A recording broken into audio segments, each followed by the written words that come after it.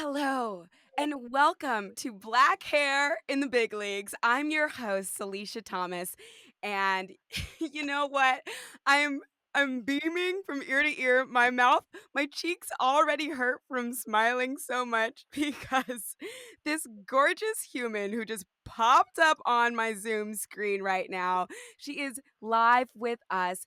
She is a fashion designer, and y'all, she just broke the the Guinness Book of World Records for the largest afro. Please help me welcome Simone Imaani. Thank you for having me, Salisha. Thank you for coming. I'm so excited to talk to you. You look so beautiful. Is your hair in a puff right now? Yeah, it's in like a high pineapple puff, and I had like a fro yesterday, so it's extra big right now. Seriously, your pineapple puff is goals. I'm like Thank it's, you. Thank you. it's so huge. Are you in New York right now? Yes, so I'm in Brooklyn. All right, come on, Brooklyn. I'm in way up Yeah, in same. Upper Manhattan. I'm so glad to talk to you today. I've got a bajillion questions. I'm like, where do I even okay, can I start with have you always been natural? No, I haven't always been natural. So when I was younger, I think I was natural for about up until around junior high school. So maybe around the age 13, that's when I got my first perm. And then had straight hair for about, I guess, 10 years and then decided to return back to natural. Okay. All right. So I'm sorry. I'm just like I have chills because I'm thinking about those years of when you had straight hair. Did you have any idea like was your hair long growing up? Was it big growing up when you had it natural? Growing up, I know my mother, she would spend a lot of time like combing my hair. We had like a really big wide tooth comb and I would regret or dread wash days. So it was, I think for her, like, it was a lot to deal with. And then I think that's why she was so open to me going for like Straight my hair. first time. Yeah. Because I'm wondering, like, did and maybe you did, like, did you have any idea of your curl potential earlier on? No. Not at all. Not at all. Because when I was in like high school, junior high with straight hair, like I was just worried about like having bone straight hair. I would have never thought that I would go back natural, actually. And then so when you were about 23, you said, like, 10 years later, Hmm. have you just been natural ever since? Yep. I don't know how old you are, and don't worry, I won't ask. I'm like, I have no idea.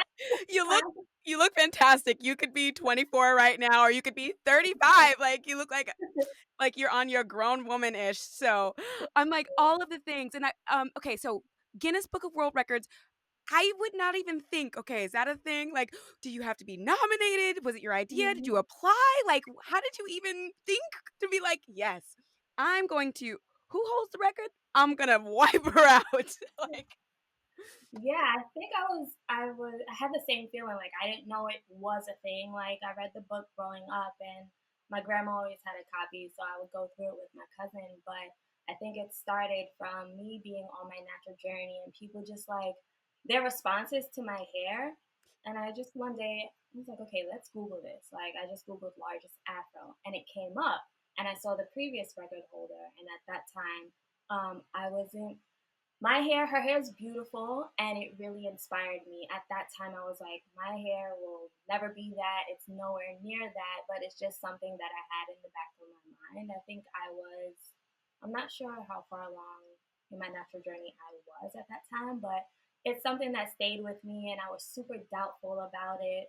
The whole process for me took about 2 years because t I just had so much doubt in 2 my mind. years? Wait, 2 Yeah. years to get over the confidence or 2 years to grow it?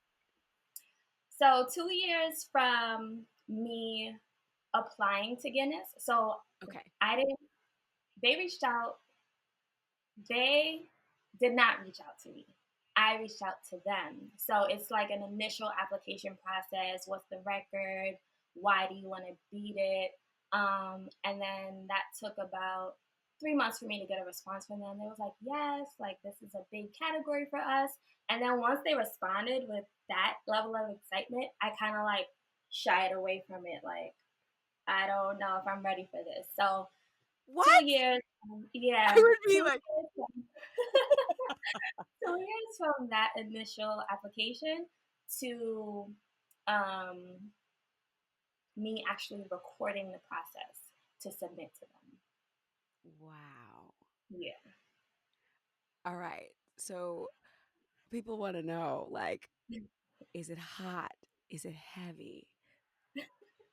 Like, how is it in your day to day? Like, Mhm. I have curls. I don't have as many curls as you do, girlfriend. But like in your day to day, is it a lot? Like, does it feel like I don't know if you've ever worn a wig before. I've worn a lot of Mhm. wigs. Have I've actually been through is it. it? Does it feel like? Is it? Is what does it feel like, Simone? Yeah, I got you. So it's only heavy for me when it's wet. When I have a full afro, it's not heavy at all. But when it's down, like it's kind of like in the way, and you can't do certain things, and so when it's like that, like I know it's there. Like I'm very aware of it, as I'm sure like other people are. So that's why I opt for something like a pineapple like this, so I can like move my head Right. without any restriction or anything like that. When it's not in an afro, I normally have like twists or something, or like a more defined fro, and it doesn't get in the way or anything like And that. But that's my yeah. next question because okay, so I started this podcast because I have so many questions. I'm like, I have been going natural for 3 years and I'm like trying to figure all the things out and I don't know the answer. So I'm like, let me just find my curl crushes and be like, how do I do this? Okay, so I know I have like a bun in right now, but I, Mhm, I have like a very textured afro. And mhm, the one of the problems that I come up with or like one of the things that I'm trying to solve is if I have my hair down for a full day, out and down, it dries out so quickly. And the next day it's like mhm. a brittle bush. Like, Yeah. so how do you how do you combat that? And I would imagine that you don't wear your afro out every day or do you? Like, No. So no, I don't wear my afro any every day. But it's funny that you say that, because even how how many years am I? About 9 years now, natural, and I'm still figuring things out today. oh, So it's funny that you say that.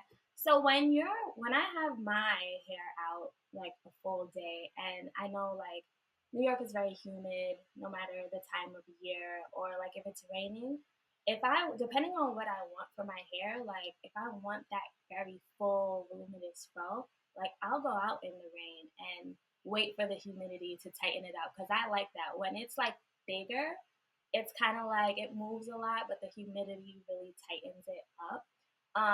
To combat it, I would say just keep it covered, keep it moisturized.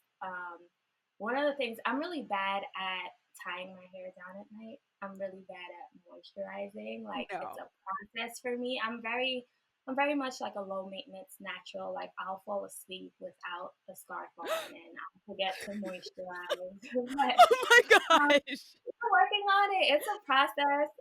It's not the end of the world, as you can see. Right. I have like a few products. So I'm a fashion designer, and I have a few things that will specifically help with like I'm trying to introduce like headwear into the line. So for days when like I forget to tie down my hair, Yes. like I'm coming up with two things that just make it easier. Like it's not, you just have to go with it. Like if you forget one day, just remember the next. It's not the end of the world. Wow. I'm like so excited. I saw some of your pieces. I'm like, get it. Is that your full time? Like that's So now it is, yes. So full time, I'm just fully focused on everything that comes with the Guinness title and fashion design. girl. My education is in international business, and most of my previous jobs have been finance related. I'm So sorry. it, You are the definition of a badass. Okay, and I'm like, I'm so grateful that you're into fashion design because, like, you've got so much hair, and who better to design things that can what we can do with our curls? Like, there are so many hats that I want that I'm like, my hair's yeah, not gonna fit in that. Like, hats have been out of the question for me like for a long time. I can't do hats. Like I'll do earmuffs in the winter, or maybe a visor, maybe. yeah, exactly. Or like hoods. Like when I look for jackets, like Yeah, I have to make sure the hood is big enough. So right. And that is something that I've always loved. I love the look, even when my hair wasn't big. It's like a big hood. It's very like, yeah. oh, who's under there? We don't know, especially if I have a mask and sunglasses on these. Okay, can you walk me through your wash day? How long does Hmm. it take? What's the process? Hmm. Okay, wash day. Let's see. Coming straight out of this style, I would probably take it down and like give it a little preconditioner, just to soften things up, and then once I'm in the shower, really focus on detangling. I do the 4 sections just to make sure that it's manageable. Very little sulfate-free shampoo. Just very Um, little? very little for me. Yes, just getting the roots. Okay. Once or twice, maybe like the one time naturals ever listen to like quarter size or dime size, like I think I would use a quarter size of shampoo Okay. because for me, I just feel like it dries me out. Okay. And then I use a ton of conditioner. So I use Aussie has a moist line, so I use their 3 minute Miracle Deep Conditioner, and I can't wash my hair without that. So that's what I use to detangle. It has a lot of slip, and it just works very well for You me. I deep think, condition every time you do wash day. yeah, And it's called, what is it called? Aussie. it's called Aussie 3 minute Miracle Moist. Oh, Aussie. Aussie, yeah. Okay. Sorry, I'm like Yeah. trying to spell it in my mind. I got it. Okay. Yeah. So that, and then I also use their normal conditioner, and that just like helps me detangle. It helps me define, and then I twist it back before coming out of the shower. So that full process, depending on like how big the fro is, like right now, I feel like my next wash day in shower would be an hour, and then Okay. I come out of the Come on, shower. hour. Jeez Louise. I come out of the shower and I detangle a little bit more. I apply my curl enhancing smoothie. Shea Moisture has a product that I really like. I also use that every time. I use that Um, one too. yeah, it's really good for me for definition. And then maybe a little bit of castor oil. I started using castor oil recently. I like jojoba oil. Um, those are the main two that I go to. And then just redoing the twists, making sure that they're moisturized, defined, and then I use my favorite gel is Eco Styler, Oh, okay. their olive oil gel, and I just combine those three just to get the twists. I do like 4 twists or 8 if I want it a little bit more defined when it's dry. And that's my twist out. My hair dries in a Wait, twist sometimes out. you It just will, do 4? yeah, so just 4 quick ones if I'm not looking for any style in particular. Nice. Um, yeah. Or like 8 is more like, okay, I have more definition. I'm probably gonna do like a half up, half down style once it's dry. And then depending on when I wash my hair, so if I wash it at night and I'm done by 10, when I wake up, it may be dry or it may not be. So it can take like up to 12 hours Wait, you to dry. do the you air dry? Yeah, air Oh dry. I my don't use goodness. normal air. Yeah, I already know that like you're like it takes yeah, me a full week and a half and then it's time for wash day again. yeah. So I like to air dry, or if I'm in a rush, I might use the diffuser on a cool setting if I want like a quick pro situation. But yeah, I try to stay away from heat as much as possible. And when I do, which is not often, a lot of heat protectant. A lot of what? Heat protectant. Got it. Okay, okay, I'm Mhm. missing that step in my own process. Oh my goodness, Alicia, get it together. Yeah. Okay, I have a couple questions about what you just said. All right, so you started with a pre-poo. I've never done that. So, I a pre-conditioner, you said? Yes. And on dry hair or wet hair? So I probably spray it down a bit with a spray bottle, Okay. so that the conditioner can get in there. Like I know that's what I'm gonna do after this because it's just really like big and definitely tangled. So the pre-conditioner helps me with that. And it can be any conditioner or it needs to be like it needs to say pre-condi like It can be for me in my experience. okay. So I use my 3 minute miracle Got it. Okay. because that's my favorite like detangling tool. It has a lot of slip. It works for me. Yeah. All right. And I love this. Thank you for saying that because what works for one person might not work for the next. It is you have found your process and you even mentioned that you're still learning about your hair. And so I think that is so important that just because something works for anybody who's listening, any Mhm. just because something works for one person like it might be very different Mhm.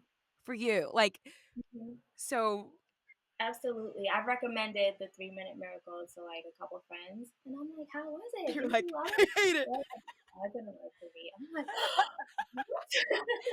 So yeah, natural hair is very different. You just have to find what works for you, and I feel like I'm very lucky in that I found my products very early on, and I've just Oh, stuck with it.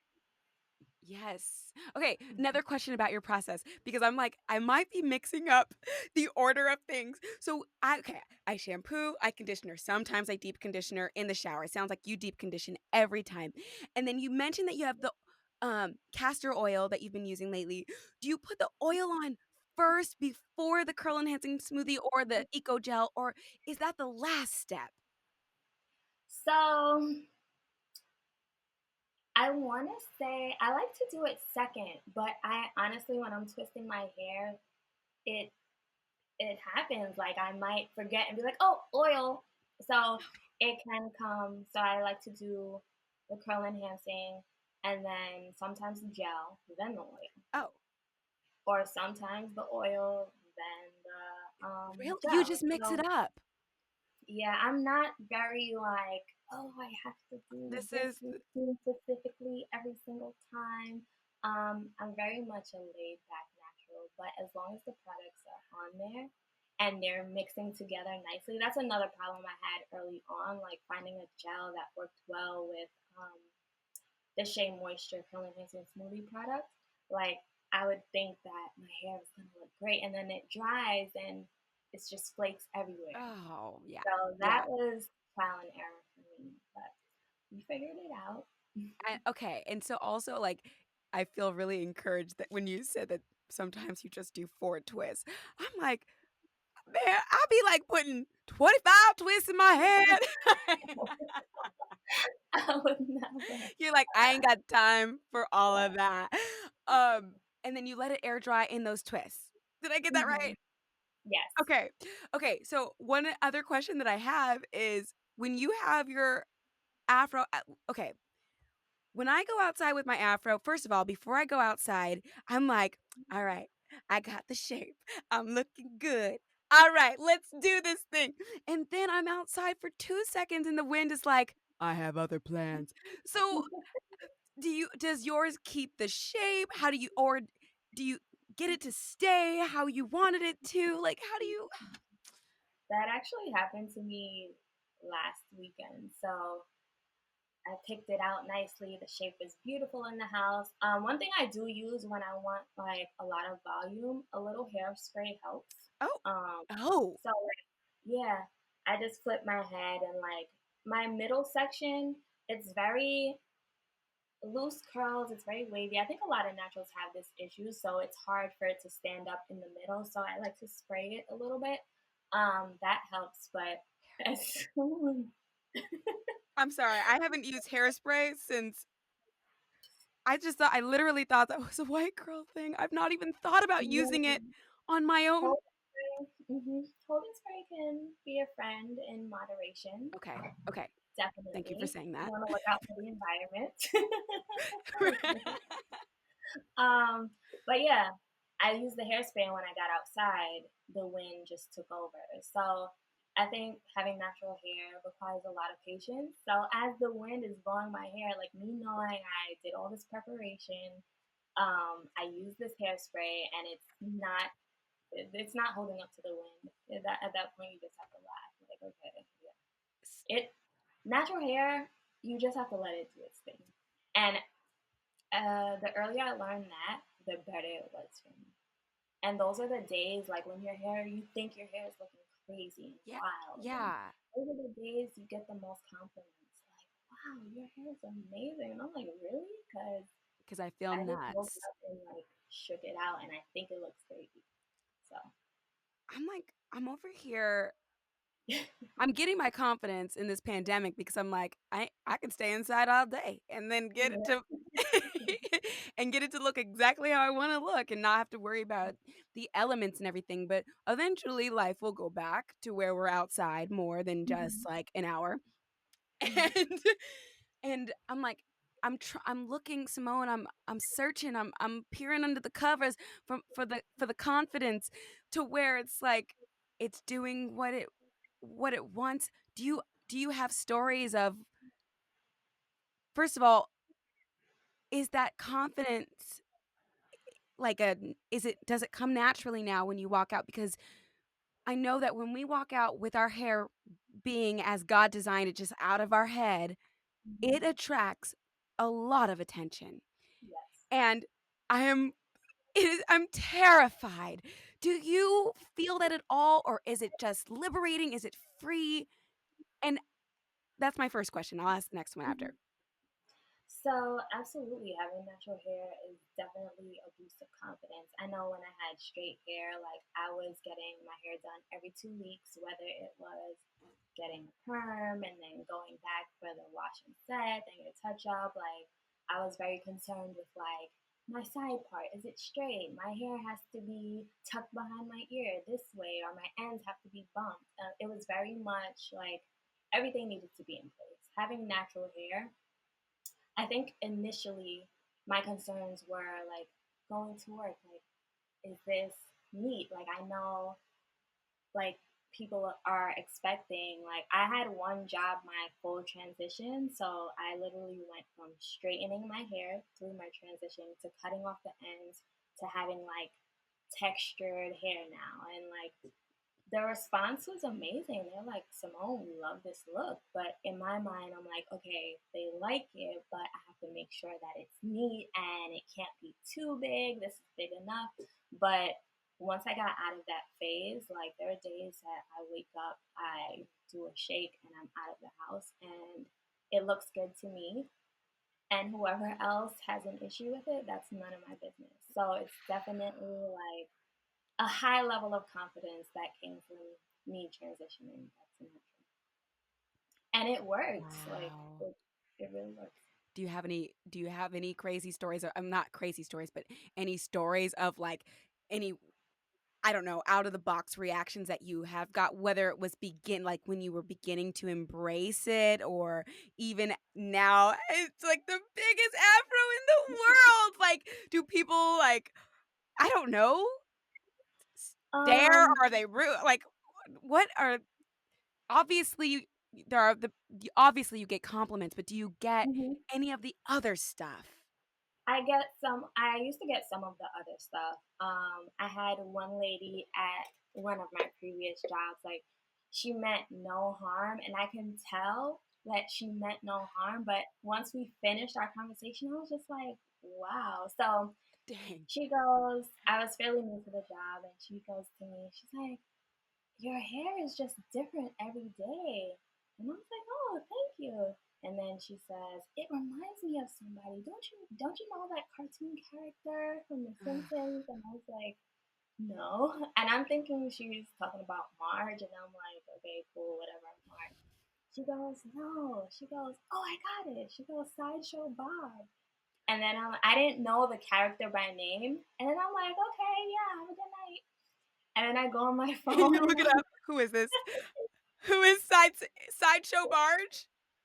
Sideshow Bob. So basically, I guess his hair is like in a pineapple style, and it's just very textured. And Oh, I'm just like, I don't think she meant it in a bad way, but okay. still, Uh-uh. like, No, lady, I just looked it up right now. I'll be like, excuse me.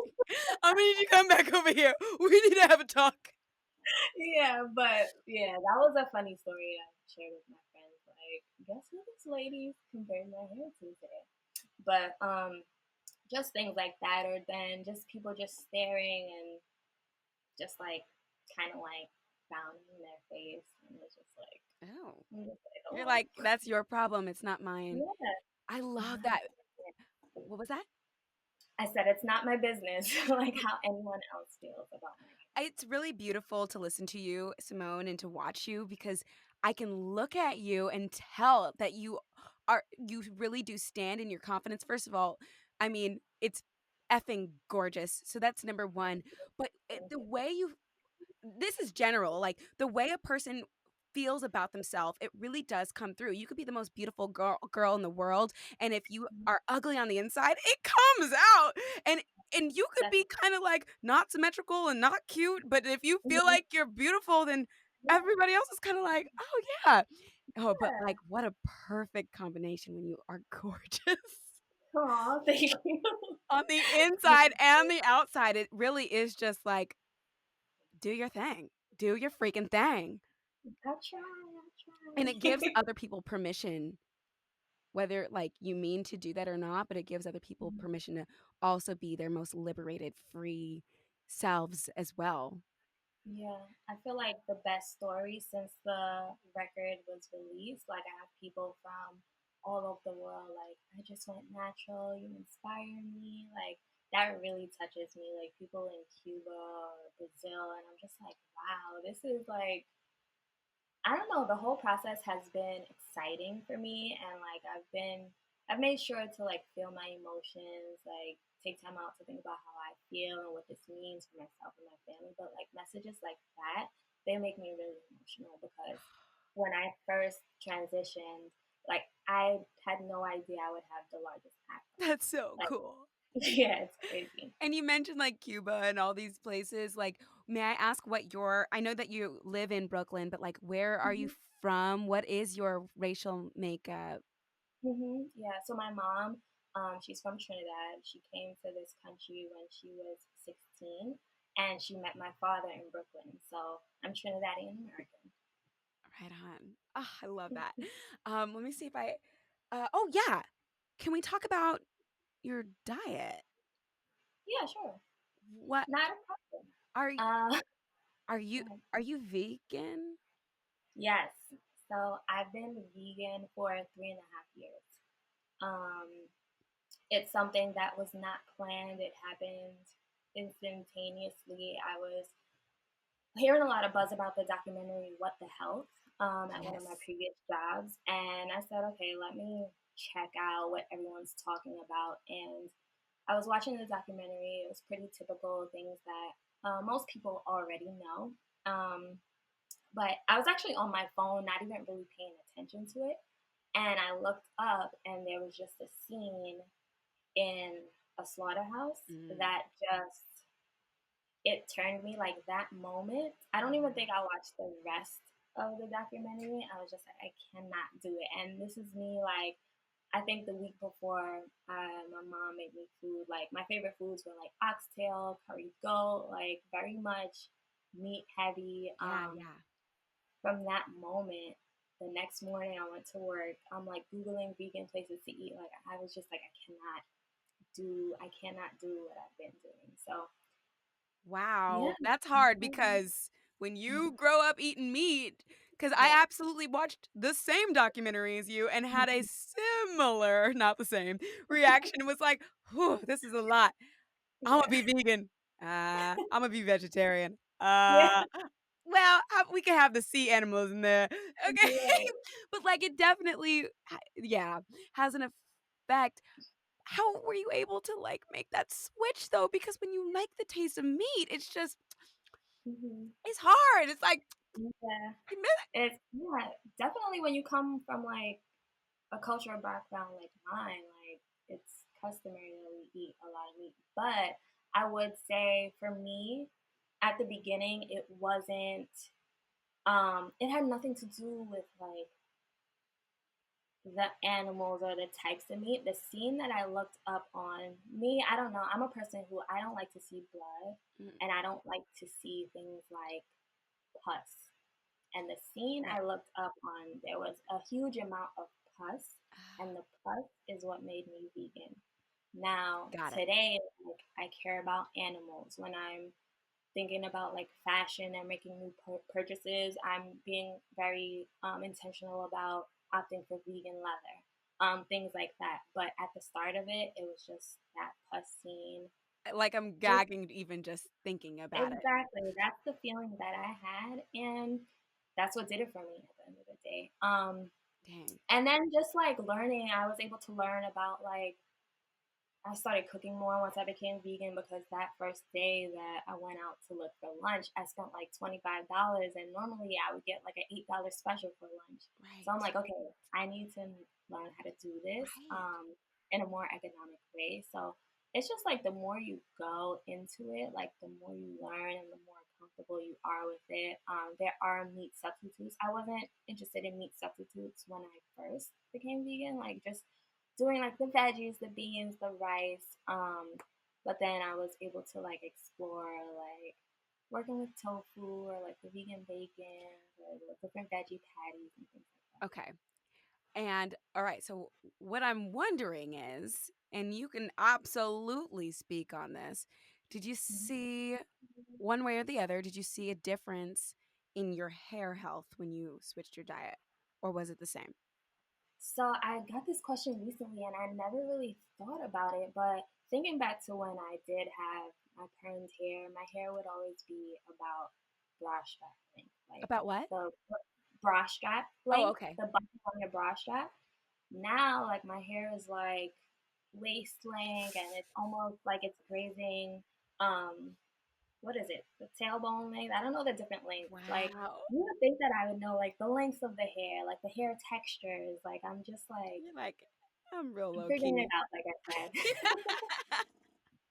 So yeah, I do see more growth or more growth potential now that I'm vegan. My hair breaks a lot less. Um, Whoa. and this is just in the last couple years. Wow. So it definitely contributes. Dang it. That vegan diet, vitamins, water intake, and I also want to mention like low manipulation. Like a lot of people, they have to have like a different style. Like I rarely style my hair. Like I'm like a lazy natural. So I feel like that has worked for me though, because I'll rock a pineapple for like a week. If I'm not going anywhere and I twist my hair after washing it and it dries, like I'll leave those twists in for a week. Like I don't Oh, play around a lot in my hair. And I think that has a lot to do with the fact that I'm tender headed or I have a sensitive scalp. So like all these factors have helped me get where I am today. okay. So you just like, you're answering so many questions that I've already written down that you're just like, boom, boom, boom. Because I've been playing, I'm like, all right, you know what? I'm going to try different updos for January. And I've been like, I've been doing all these. I'm like, I just learned how to do this updo. I'm like so excited about it. But I'm like, shoot, man. Yeah, it's cute and I want to be there, but I just know like I don't like the feeling of like Yeah, tension on my scalp. Like right. sometimes when the pineapple is too tight, I get a headache and I have Really? to take it out. So yeah, it's just there's a lot of sensitivity, and I feel like me just leaving my hair alone sometimes is super beneficial. Okay. Um, I was asked this in an interview the other day, and I did not know what to say. So I'm gonna ask you, and I want to see what you would say. Okay, let's see. I feel like with like black women, textured hair, or maybe just anybody, possibly, Hmm. no matter the color or the texture, maybe, but I feel like there's a lot of emotion tied with our hair, like people going in to do big chops or even like other people handling our hair. I feel like there's a lot of things tied to that and it feels so personal. It feels why do you think that is? I feel like there are a lot of cultures who look at hair as like they use their hair to honor their ancestors, and I feel like Oh, that's something that very much can come into play. I remember that's so deep. I remember when I did have my perm, just like an aunt in my family telling me, like, when you go for this job interview, make sure your hair is straightened, make sure it's down, make sure it's behind your ears so you have a good view of your face. So certain things like that. That's I do feel like personally, like I am tied to my hair. When I did do my transition, I knew that transition was the way that I wanted to go. I knew that I wasn't going to big chop because I did have attachment to my hair. Like I made it known to like my friends and the people around me, like I'm not cutting off my ends until I can make a full ponytail. Because for most of my life, I had what did I say, bra strap length hair, and I knew that going through that length change along with the texture change, that would have been too much for me. And I think that it's just a Mm. part of knowing who you are as a person and what works for you. But for Black women, there's definitely attachment to our hair. Ah. And I think it has a lot to do with like our culture. Oh my goodness. When you drop that bomb, it's like honoring our ancestors. I'm like, oh my gosh, I'm going to do my hair every day.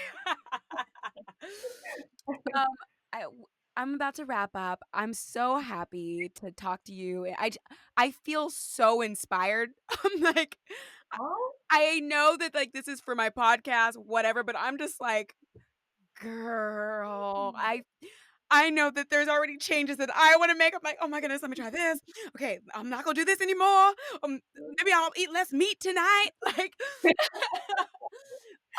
but before I go, I would like to ask you: is there anything that you would like to say that I didn't ask you, and or is there any advice that you would give to somebody who's either trying to get their confidence up to rock their natural hair or anyone who's newly natural?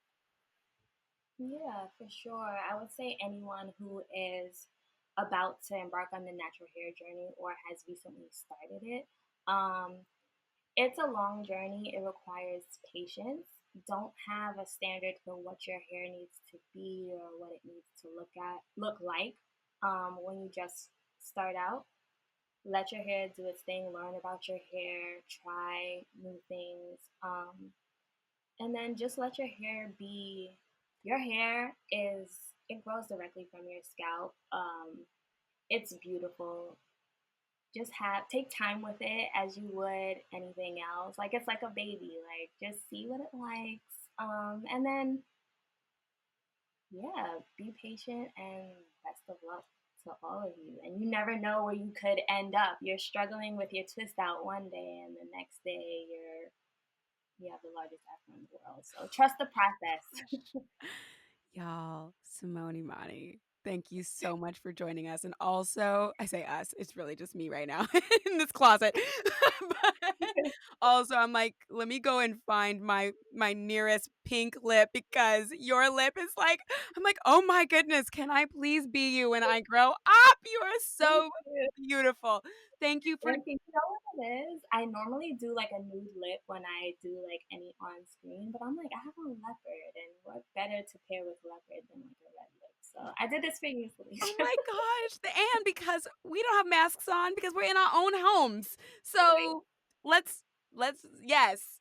Thank you, girlfriend. Thank you. Thank you for joining me. I'll see ya.